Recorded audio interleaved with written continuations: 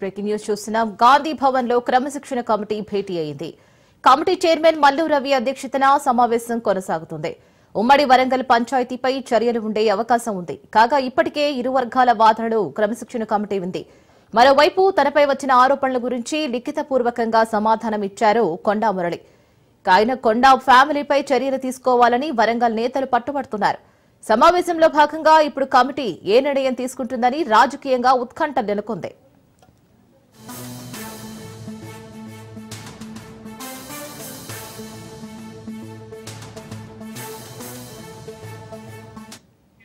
దీనికి సంబంధించి పూర్తి డీటెయిల్స్ మా ప్రతినిధి రాజు అందిస్తారు. రాజు,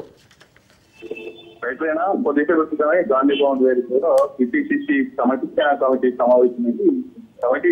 క్రమశిక్షణ కమిటీ ఎదుట ఉమ్మడి వరంగల్ జిల్లాకు చెందినటువంటి ఎమ్మెల్యేలు, ఎమ్మెల్సీలు, పలువురు ముఖ్య నేతలు కూడా హాజరయ్యారు. అయితే గత కొంతకాలంగా కాంగ్రెస్ పార్టీలో అంతర్గతంగా మంత్రి కొండా సురేఖ దంపతులు వర్సెస్ అటు ఉమ్మడి వరంగల్ జిల్లా ప్రజా ప్రతినిధులు, కాంగ్రెస్ నేతలు అన్నట్లుగా వివాదం కొనసాగుతుంది. వివాదానికి సంబంధించి కొండా మురళి, మాజీ ఎమ్మెల్సీ కొండా మురళి, అటు పరకాల ఎమ్మెల్యే రేవూర్ ప్రకాష్ రెడ్డి, అదేవిధంగా స్టేషన్ కర్పూర్ ఎమ్మెల్యే కడియం శ్రీహరి పైన కామెంట్స్ చేసిన నేపథ్యంలో దానికి సీరియస్ గా తీసుకున్నటువంటి ఉమ్మడి వరంగల్ జిల్లా నేతలు టీపీసీసీకి ఫిర్యాదు చేశారు. అందులో భాగంగానే పలుమార్లు టీపీసీసీ క్రమశిక్షణ కమిటీ 20 వర్గాల వాదనలు కూడా విన్నటువంటి పరిస్థితి అయితే ఉంది. మరోసారి గాంధీ భవన్ వేదికగా క్రమశిక్షణ కమిటీకి వివరణ ఇస్తున్నేందుకు అటు ఉమ్మడి వరంగల్ జిల్లాకు చెందినటువంటి ఎమ్మెల్యేలు రేవూరి ప్రకాష్ రెడ్డి, పరకాల ఎమ్మెల్యే రేవూరి ప్రకాష్ రెడ్డి, కేఆర్ నాగరాజు, ఆయన రాజేందర్ రెడ్డి,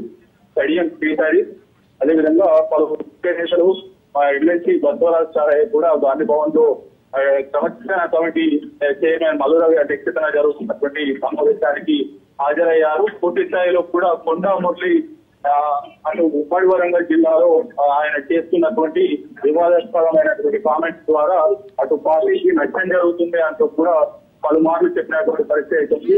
అయితే ఇటీవల సీఎం రేవంత్ రెడ్డి ఇరు వర్గాలను కూడా సంప్రదించి మాట్లాడి వివాదం సర్దుకొని ఇచ్చేటటువంటి ప్రయత్నం చేశారు.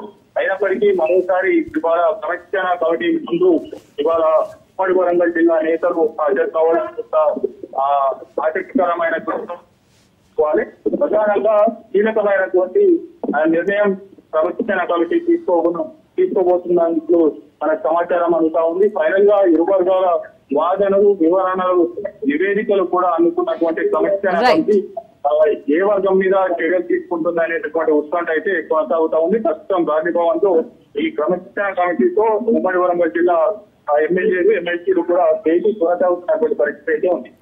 Right Raju, thank you for the update.